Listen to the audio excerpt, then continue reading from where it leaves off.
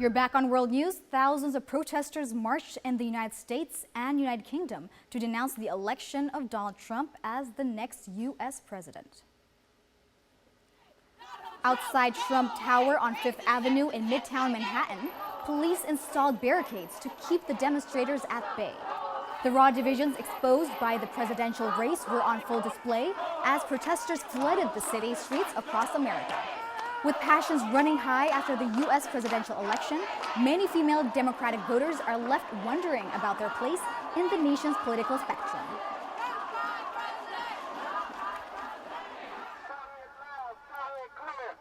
While in London, England, several hundred protesters gathered outside the U.S. Embassy to show their opposition to U.S. President-elect Donald Trump. Some members of far-right groups, including the English Defence League, held a counter-protest. If good people come together when they see evil being done and speak out against it. In a shocking upset, Republican Donald Trump has defeated his Democratic rival Hillary Clinton to become the 45th U.S. president. But what does a Donald Trump presidency actually mean for the United States as a nation? Al Jazeera's Mike Hanna reports. After the momentous events of the night, sunrise was the only certainty contemplated by those on their way to work. Donald Trump as president-elect is a reality that's still to sink home for many, particularly for the Clinton supporters who were left devastated by his resounding victory.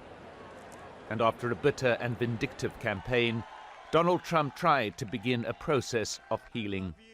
To all Republicans and Democrats and independents across this nation, I say it is time for us to come together as one united people.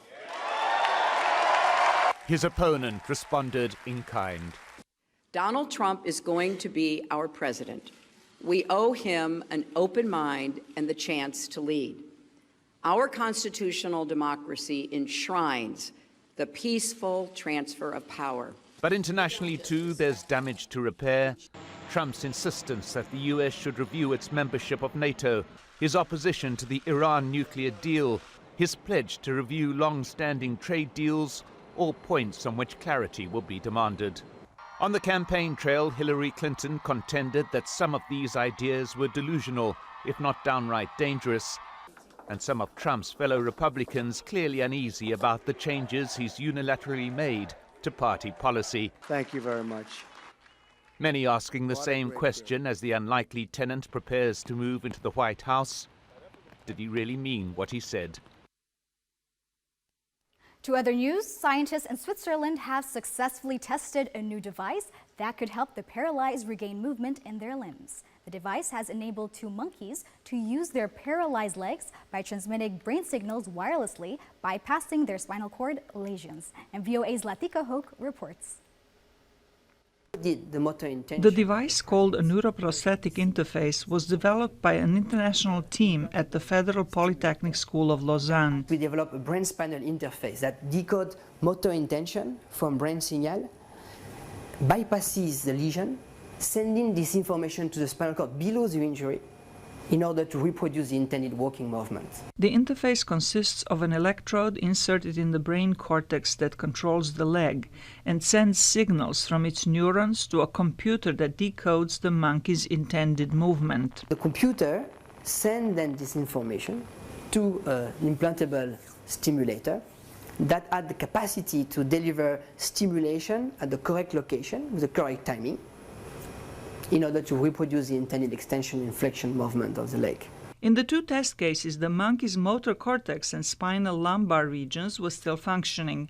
The device enabled the primates to move their paralyzed legs, raising high hopes that it may work in humans. For the first time, I can imagine a patient completely pelagic being able to obey to his brain commands through this brain-spinal interface. Implantable technology that decodes brain signals has previously allowed a human patient to move a prosthetic or robotic hand, but not a complex leg muscle. This is the first time that a neurotechnology restores locomotion in primates, but there are many challenges ahead. It may take several years before this intervention can become a therapy for humans. A clinical study is now underway in Switzerland to determine if the implant can help humans with spinal cord injury.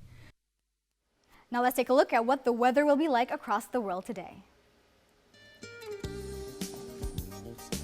Jakarta, Singapore, and Tokyo will be rainy, while Beijing and London will be cloudy. Meanwhile, Sydney, Paris, Cape Town, and New York will be cloudy, while Mumbai will be sunny.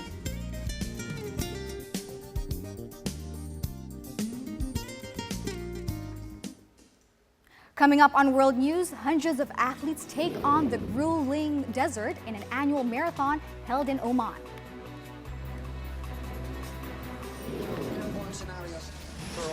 And the popular action movie Air Force One. His wife, his daughter.